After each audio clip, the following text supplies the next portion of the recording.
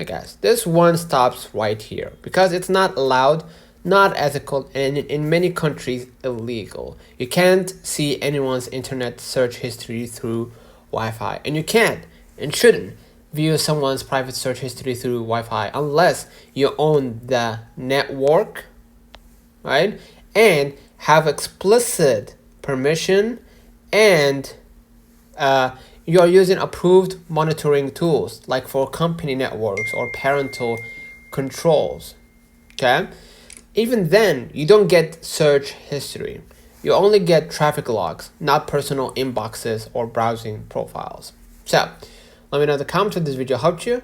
Don't forget to like and subscribe, and stay safe out there.